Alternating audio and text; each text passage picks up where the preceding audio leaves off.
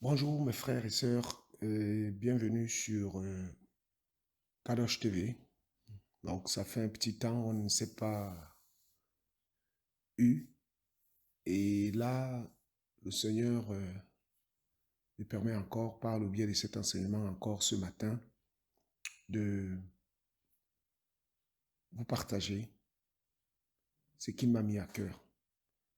Nous allons commencer par la prière et nous allons tout de suite enchaîner par l'enseignement. Le thème de ce matin, c'est la doctrine des démons. Alors, la doctrine des démons ce sera un long sujet qui va être divisé en deux parties. Donc, ce matin, nous allons enregistrer la première partie et dans les prochains jours, nous enregistrerons aussi la deuxième partie. Père, nous te rendons grâce. Merci pour ton amour, merci pour ta bonté et ta fidélité, Seigneur. Quel qu'en soit le combat que nous menons, Seigneur, nous savons que nous sommes vainqueurs en toi. Je te prie, Seigneur, que tu puisses nous éclairer, tu puisses nous enseigner, tu puisses nous, Seigneur, tenir par la main, nous conduire, Seigneur, dans les sentiers de ta justice, de ta vérité, et que tu puisses affermir notre foi. Au biais de cet enseignement, Père, que tu édifies tes enfants qui sont ici et là dans le monde, afin que, Père, là où cette parole atteindra, Seigneur, que tu puisses agir. Car ta parole dira que tes paroles sont esprit et vie. Seigneur, sois glorifié, sois magnifié, Père, dans le nom de Yeshua. Amen. Alors, donc, sans plus tarder, nous allons prendre le livre de Matthieu. Matthieu, chapitre 24, à partir du verset 29. Je lis la parole. Immédiatement après ces jours de tribulation, le soleil sera obscurci, la lune ne donnera plus sa lumière, et les étoiles tomberont du ciel, et les puissances des cieux seront ébranlées. Et le signe du Fils de l'homme paraîtra dans le ciel. Et le signe de l'homme paraîtra dans le ciel. Tous les tribus de la terre se frapperont la poitrine de chagrin et verront le Fils de l'homme venant sur les nuées du ciel avec puissance et une grande gloire. Donc, ici, en fait, aujourd'hui, nous allons parler un peu de l'origine des démons. L'origine des démons, parce que s'il y a une doctrine, forcément, il y a forcément une origine. Donc, c'est pour cela que je disais dans mes propos au départ que l'enseignement sera divisé en deux parties. Aujourd'hui, nous allons parler de l'origine des démons, donc qui sont à la base de toutes les fausses doctrines. Et qui dit fausse doctrine parle aussi des serviteurs de cette fausse doctrine, de ces démons-là. Voilà, amen. Donc ici, nous voyons ici d'après le livre de Matthieu chapitre 24 que avant que le Seigneur n'arrive, la Bible déclare que la puissance des cieux les puissances des cieux seront ébranlées. Alors, avant de comprendre ce que veut dire ce verset en profondeur, nous allons lire déjà un livre après le livre de Luc, chapitre 10. Luc 10.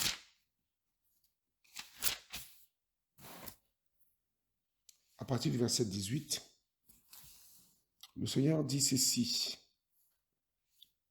On va commencer un peu plus haut. Hein. À partir du verset 17. Or, les 70 se revinrent avec joie, disant, Seigneur, même les démons nous sont soumis en ton nom.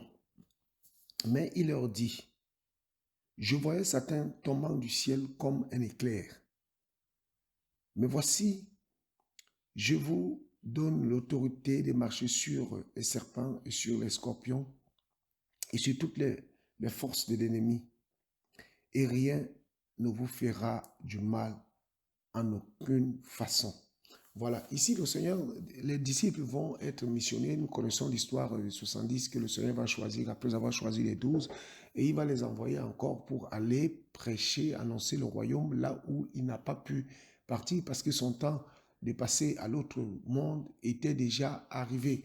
Et donc, il faisait route vers Jérusalem et là, il va, n'est-ce pas, missionner encore 70 autres personnes pour pouvoir aller annoncer la parole. Et ici, au retour des 70, ils étaient tout joyeux et tout contents pour leur dire, mais Seigneur, attendons, les démons aussi nous sont soumis. Et là, le Seigneur veut nous faire comprendre et veut leur faire comprendre en même temps aussi que, en fait, le diable a été vaincu depuis. Et ça, nous allons le voir aussi tout à l'heure, là, que Satan a été chassé du ciel. Mais ici, il faut savoir de quel ciel il s'agit. Paul dira dans le livre de 2 Corinthiens chapitre 12 qu'il a été rendu, il était enlevé jusqu'au troisième ciel. Nous savons dans le monde spirituel, selon la parole du Seigneur, qu'il y a trois types de ciels. Le premier ciel, c'est le ciel atmosphérique que nous voyons, là où il y a des satellites. Le deuxième ciel, c'est le ciel de l'ennemi, du diable et son royaume. Et le troisième ciel qui commence à partir de là où il y a le domaine du Seigneur. Donc, quand le Seigneur parle ici de voir Satan qui tombait du ciel comme un éclair, nous comprenons par là que le Seigneur, d'après, on va le lire, hein, on va lire pour comprendre plus exactement, Apocalypse chapitre 12. Apocalypse chapitre 12. Apocalypse 12, à partir du verset 7. Merci Seigneur pour ta parole.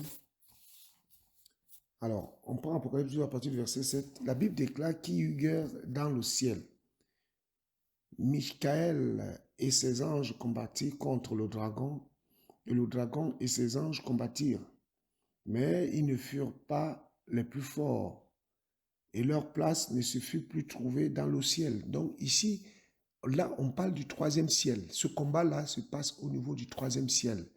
Parce que nous savons que Satan, qu'on appelait Lucifer, c'est-à-dire porteur de lumière, était un archange, un chérubin d'une grande force, d'une grande puissance, qui était doté d'une grande force, d'une grande puissance par le Seigneur et d'une grande beauté. Il va se corrompre et il va entraîner dans la rébellion et dans sa corruption plusieurs de ses acolytes, plusieurs anges. Et la Bible déclarera plus loin qu'il va amener plus d'un tiers, un tiers, autant pour moi pas plus, parce qu'il ne faut pas dire plus que la Bible ne dit, un tiers des étoiles, un tiers d'anges.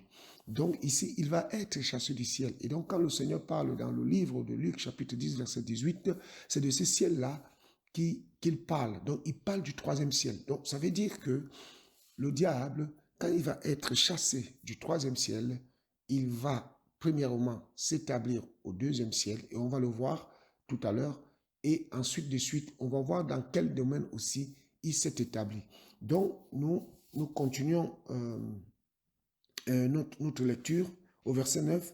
Et il fut précipité, le grand dragon, le serpent ancien appelé le diable et Satan, voilà, celui qui égare toute la terre. Voilà, on dit ici que c'est lui qui égare toute la terre. Mais bien aimé, il faut savoir que ce verset d'Apocalypse ici, la révélation ici, que notre frère, notre père dans la foi, Jean, va avoir, c'est des choses qui se sont passées avant même que le monde, l'humain ne vienne dans ce monde, que Satan était déjà précipité. Donc, il faut prendre très au sérieux l'ennemi de nos âmes. L'ennemi de nos âmes, c'est un combat sérieux. C'est pour cela que le Seigneur lui-même, le El Créateur, le véritable Elohim, Adonai, El Shaddai, Yahvé Sabaoth, est descendu de son trône pour venir combattre cet esprit, cette entité. Donc, ce n'est pas à nous, parce qu'on entend parfois les gens qui disent je te taille, Satan. Je te taille, Satan. Non, ça, c'est des histoires. Le Seigneur nous a donné l'autorité de le chasser, pas de le tailler, pas de le brûler, pas, je ne sais pas moi, de couper la tête, comme j'entends souvent certains prédicateurs, je te coupe la tête. Ça, c'est un excès de langage, ou si c'est par ignorance, il ne faut pas que ces hommes et ces femmes continuent à parler ainsi. Le Seigneur nous a donné l'autorité de chasser le démon. Il faut savoir, mes bien-aimés, sans toutefois faire l'apologie du diable, que cet être hideux a été créé même avant que nous, les hommes, nous ne soyons créés. Donc, celui qui le connaît mieux, celui qui l'a créé, c'est le Seigneur lui-même qui peut le combattre et c'est lui qui l'a combattu. C'est le Seigneur lui-même qui a donné l'autorité à l'archange Michaël pour pouvoir le chasser du ciel. Et là, quand il va être chassé du ciel, le dragon, le serpent ancien, le diable, c'est la même chose. Hein. Il va établir ses quartiers au deuxième ciel, premièrement, et on va le lire, hein, on va le lire vraiment. Je voudrais que cet enseignement nous ouvre l'esprit pour que nous puissions comprendre le degré de combat dans lequel nous sommes. Voilà. Donc la Bible, je continue encore, voilà, celui qui égare toute la terre, il fut précipité sur la terre et ses anges furent précipités avec lui. Et j'ai entendu une voix dans le ciel disant, maintenant le salut est arrivé, ainsi que la force, le règne de notre Elohim et la puissance de son Mashiach. Car l'accusateur de nos frères qui les accuse devant notre Elohim jour et nuit a été précipité. Il faut savoir ici que même au ciel, le diable accusait les autres anges. Alléluia. C'est grave. Donc, petit à petit, on va comprendre qu'est-ce qui se passe. Pour le moment, nous sommes en train de parler de l'origine des doctrines des démons. Donc, on voit ici que Satan a été chassé du ciel. Et il faut savoir que Satan, étant chassé du ciel, n'a pas été vidé de ses attributs. Et nous pouvons voir ce passage dans le livre de Romains. Voilà, Romains.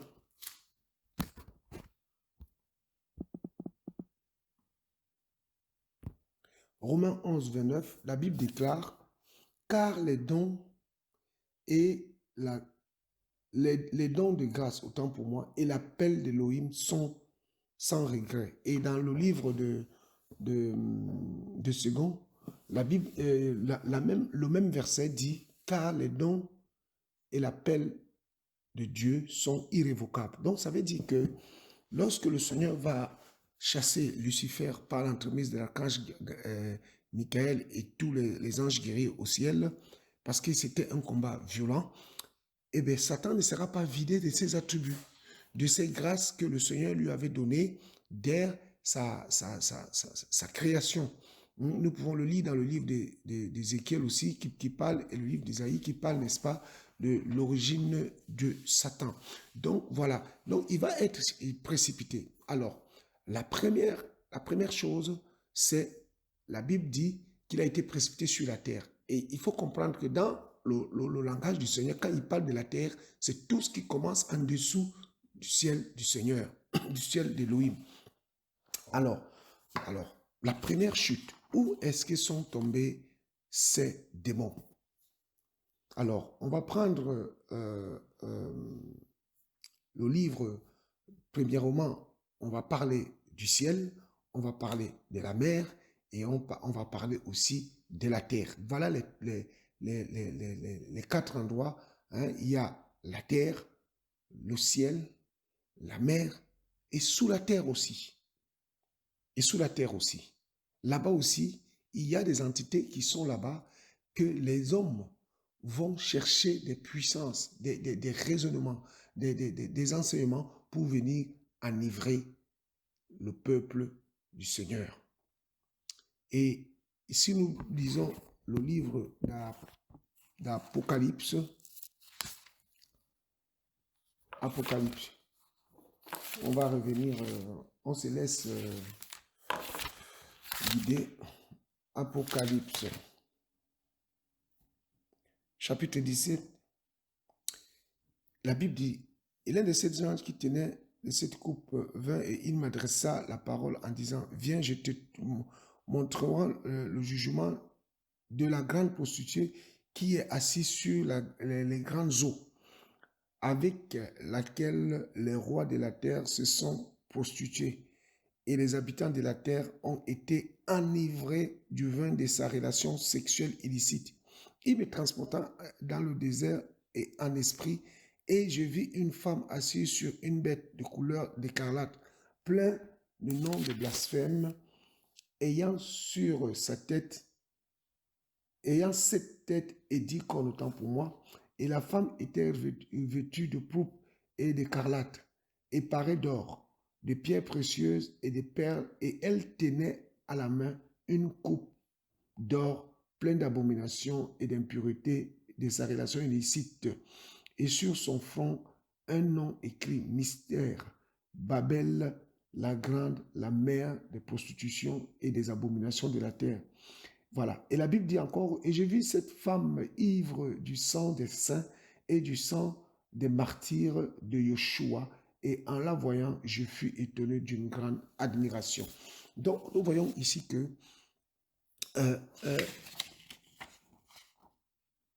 les démons, quand ils ont été chassés, ils ont inondé la terre, inondé, n'est-ce pas, la terre de toutes ces fausses doctrines. Et ici, quand on parle de diadème ici, on fait aussi allusion à l'appellation, à plusieurs noms en fait, plusieurs couronnes, plusieurs formes. Diadème, c'est ça l'explication de diadème. Plusieurs noms, plusieurs couronnes. Donc, ça veut dire que les fausses doctrines sont apparentées sous plusieurs formes. On peut avoir là-dedans le bouddhisme, l'islam, les témoins de Jéhovah, tout ce qui est secte à mystère, la franc-maçonnerie, la Rose-Croix, Ekankar, Maïgari, toutes ces appellations-là, la Bible parle de plusieurs diadèmes. Alors, donc, nous sommes en train de parler ce matin de l'origine des doctrines des démons. Et prochainement, nous parlerons des doctrines des démons. Alors, si les démons qui ont été précipités, premièrement, la Bible déclare qu'ils sont tombés sur la terre. Alors, nous allons aller dans le livre de Jérémie,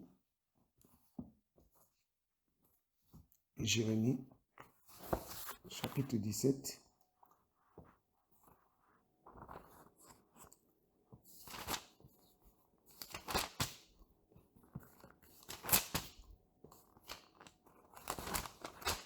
Jérémie 17,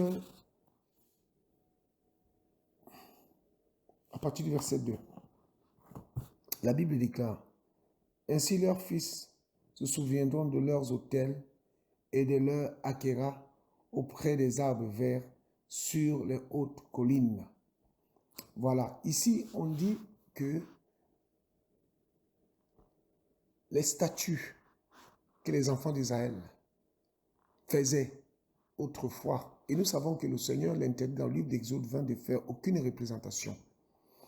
Et ces statues-là n'étaient que la représentation des anges déchus, de ces démons-là.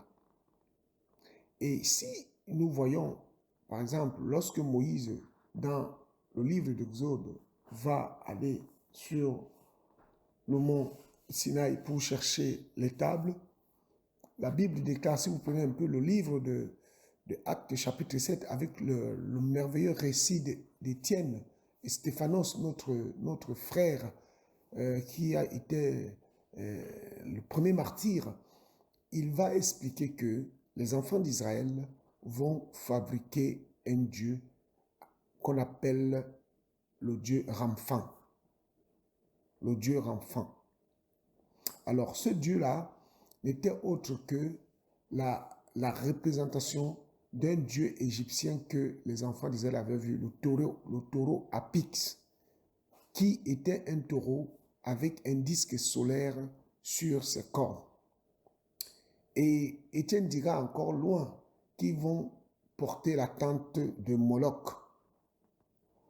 Donc, toutes ces divinités, toutes ces dominations, toutes ces autorités-là, Paul en parle dans le livre d'Éphésiens, ce sont des démons qui ont été chassés du ciel lors de la chute du diable et qui se sont matérialisés ici. À chaque fois, c'est pour cela que le Seigneur nous interdit de pouvoir faire même une représentation de lui. Parce qu'il sait qu'à chaque fois nous faisons une représentation, d'abord c'est réducteur pour lui parce que le Seigneur est tellement immense et tellement grand, puissant qu'on ne peut le représenter. Mais à chaque fois on se fabrique une image, un démon vient prendre cette forme. Et à chaque fois que nous on croit prier le Seigneur, c'est un démon qu'on invoque. C'est pourquoi le Seigneur interdit cela. Donc sur la terre, nous avons pris par exemple le livre de Jérémie chapitre 17 verset 2 et nous pouvons aussi, si nous voulons aller loin, nous pouvons prendre aussi le livre d'Ésaïe chapitre 44 verset 15. On va prendre Ésaïe.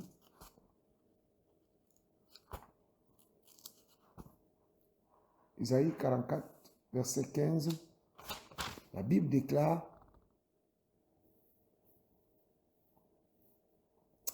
l'être humain se sert de ces arbres pour les brûler, car il en prend une partie pour se chauffer, et il en fait aussi du feu pour cuire son pain.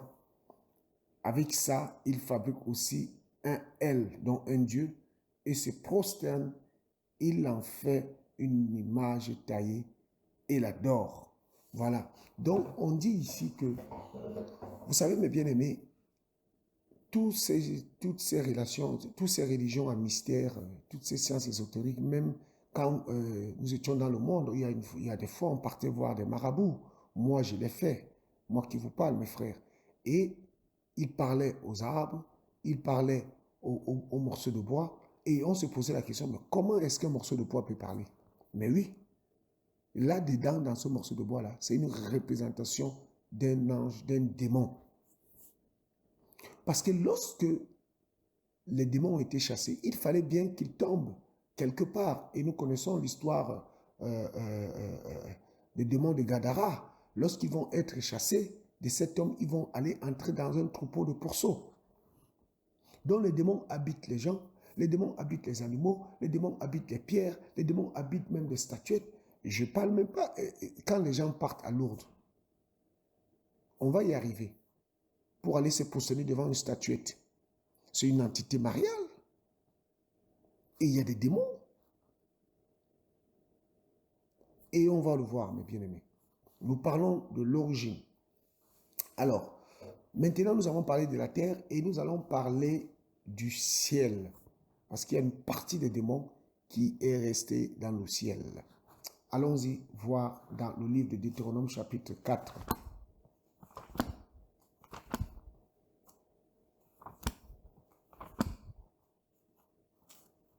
Deutéronome 4, à partir du verset 15. Je lis la parole du Seigneur.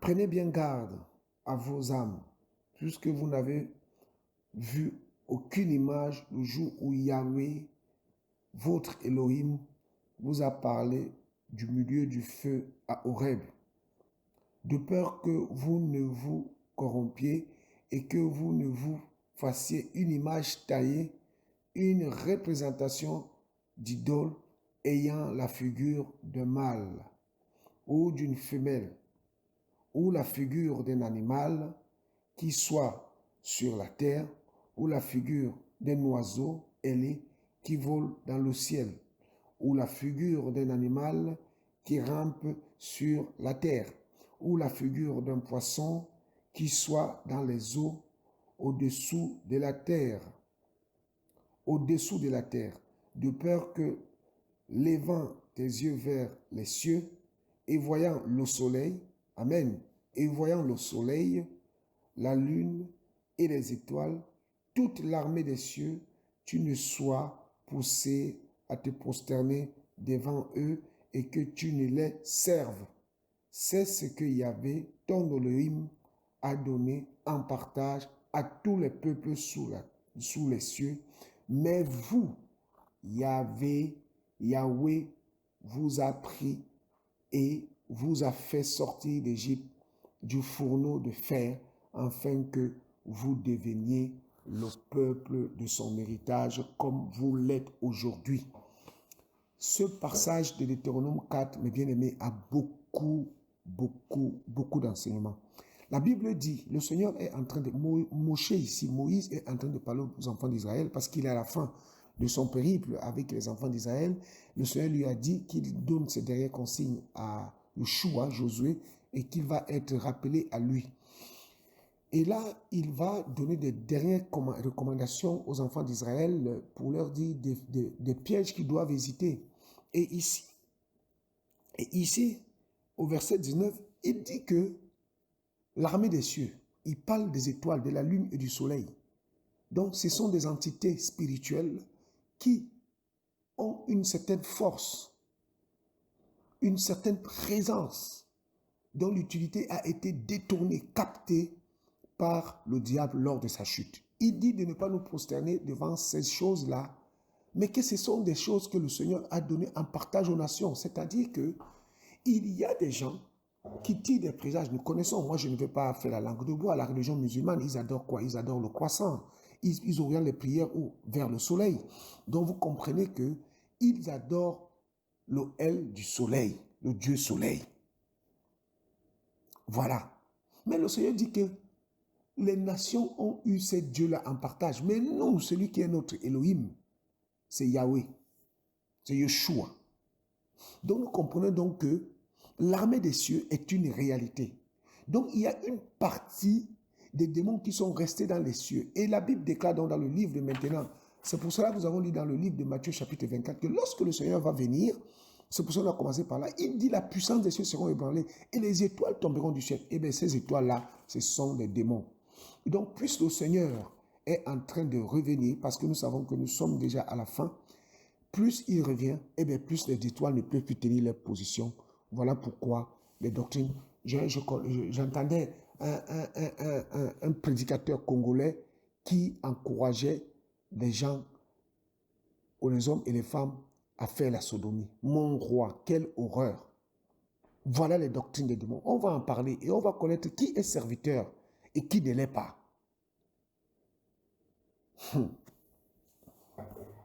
Le Seigneur dit, dans le livre de Jérémie, il dit, le temps viendra où on saura qui sont serviteurs d'Élohim et qui ne le sont pas. La doctrine des démons. Il y a ces serviteurs qui sont cachés ici, à gauche, à droite. Par la lumière de la parole, on va les démasquer au nom de Yeshua. Nous ne jugeons personne. Nous sommes là pour dire la vérité au peuple du Seigneur afin qu'il soit délivré. Voilà le message que le Seigneur nous donne. Voilà notre mission. Donc ici, on voit que l'armée des cieux existe. Et Moshe ici dit aux enfants d'Israël de ne pas aller vers ces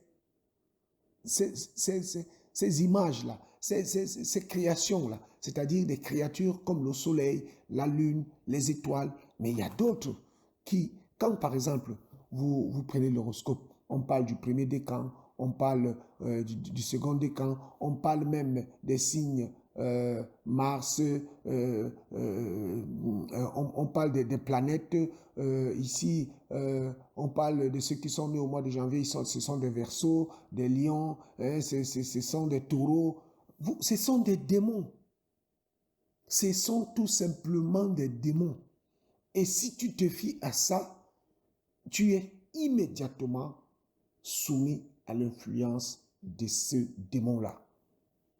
Quand nous voyons que tous les jours de la semaine sont, n'est-ce pas, des jours lunaires, c'est-à-dire que lundi c'est lune, lune, mardi c'est la planète Mars, mercredi c'est Mercure, jeudi c'est Jupiter, vendredi c'est Vénus, samedi c'est Saturne et dimanche c'est Soleil, c'est le El Ra, le dieu Ra. Voilà. Donc c'est le grand jour des grands adorateurs. Donc voilà mes bien-aimés, nous allons continuer, mes bien-aimés, toujours.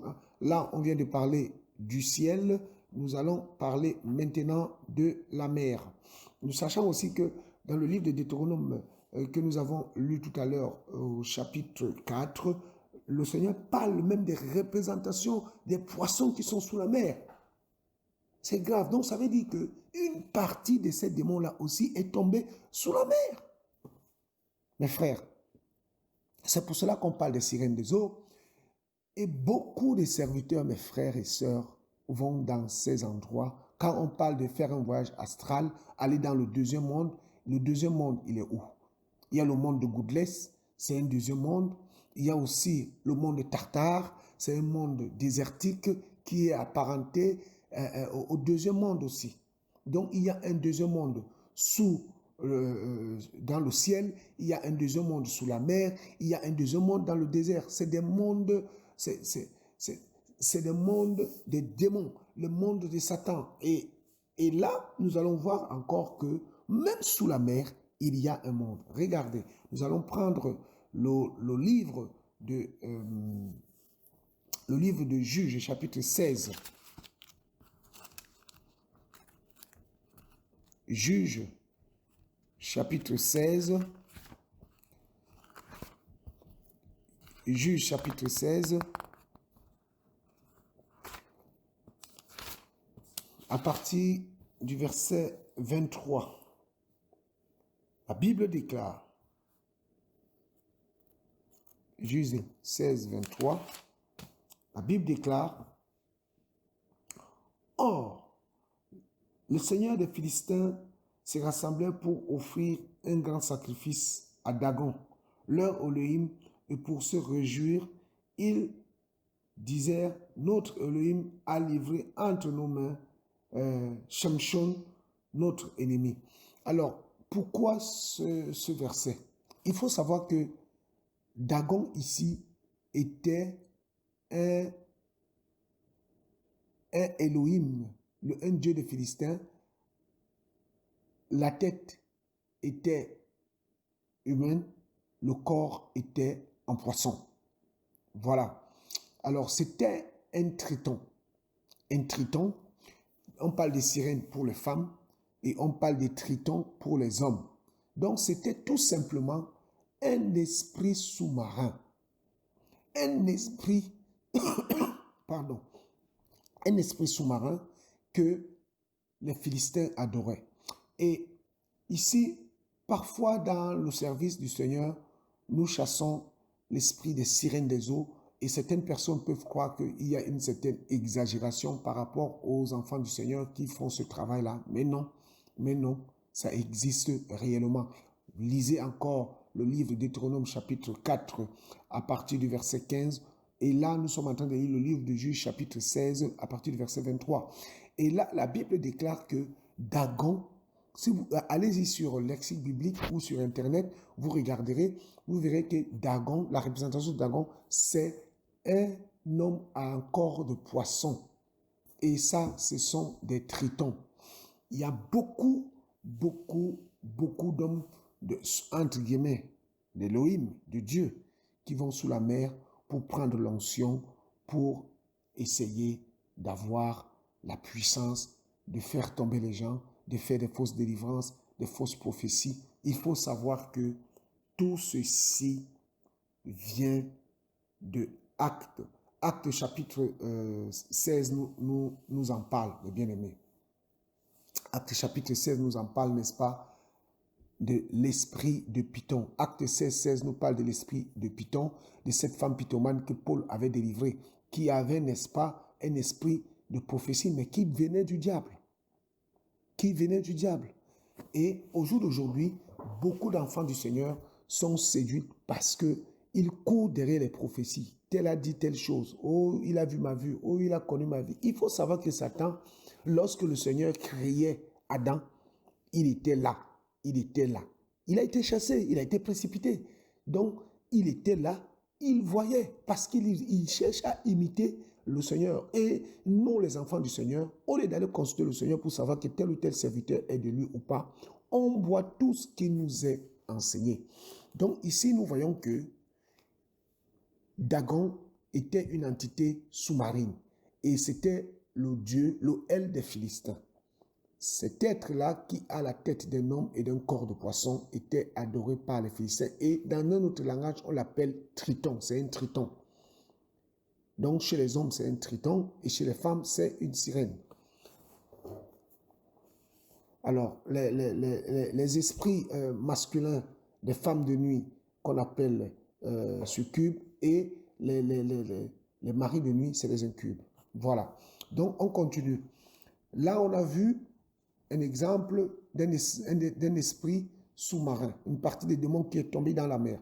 Maintenant, nous allons voir les démons qui sont tombés sous la terre. Et là, on va prendre le livre de Deutéronome toujours, chapitre 18. Deutéronome chapitre 18, à partir du verset 9. Deutéronome 18 à partir du verset 9. Quand tu seras entré dans le pays que Yahweh, ton Elohim, te donne, tu n'apprendras pas à faire les abominations des nations-là. Qu'on ne trouve au milieu de toi personne qui fasse passer son fils par le feu. Là, quand la Bible parle du feu, il parle au dieu Moloch. Le El Moloch, c'est un dieu, un El qui s'abreuve des sacrifices humains. Au jour d'aujourd'hui, il faut savoir que quand les femmes avortent, parce que dans certains pays, entre autres la France et ailleurs, l'avortement est autorisé. À chaque fois qu'une femme avorte, il y a même des pilules qui ont été créées comme les pilules du lendemain, c'est-à-dire que au moment où tu es parti, après avoir bu ton relation illicite avec un homme, tu peux boire ta pilule. Il faut savoir, et l'enfant, le fœtus va sortir, il faut savoir que c'est un crime. Et à chaque fois on fait ça, on offre des sacrifices au dieu Moloch. C'est lui qui s'abreuve du sang. Voilà.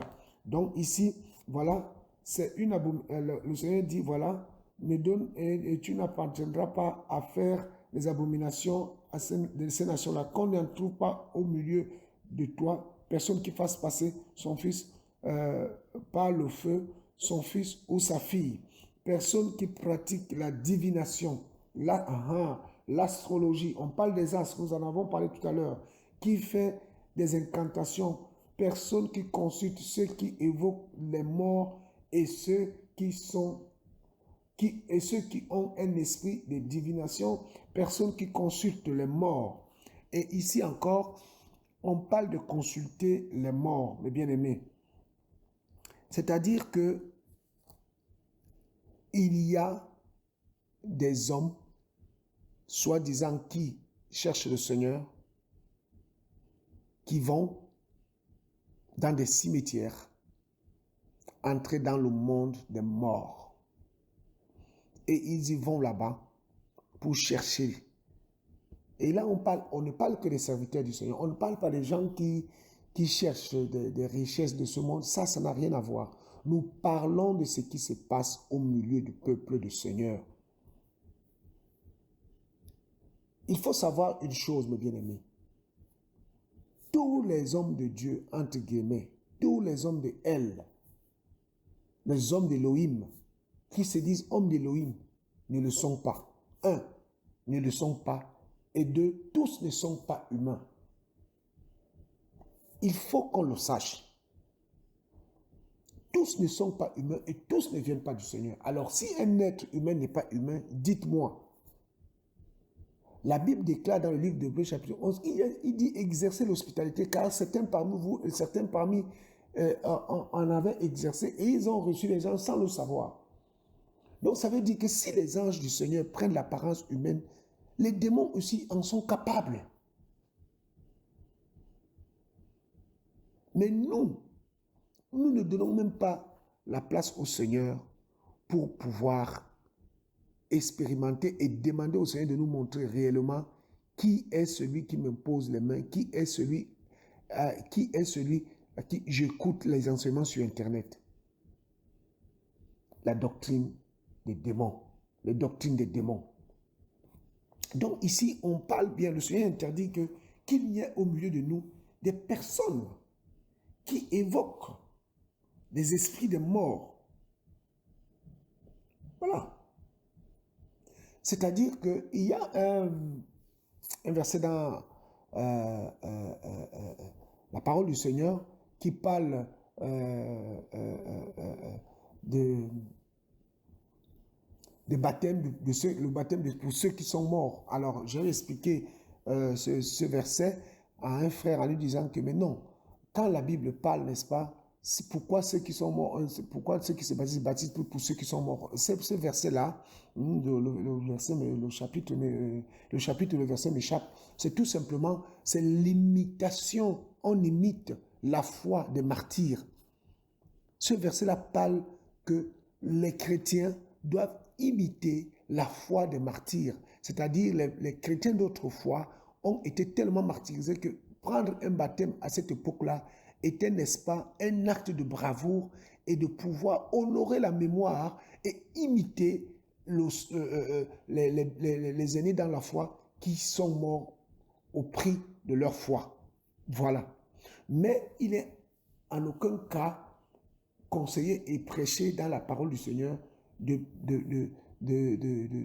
prendre un baptême au nom d'un mort. Non, ça n'a rien à voir. Ça n'a absolument rien à voir. Les morts sont morts. Le Seigneur dit que ceux qui louent le Seigneur, c'est ceux qui vivent.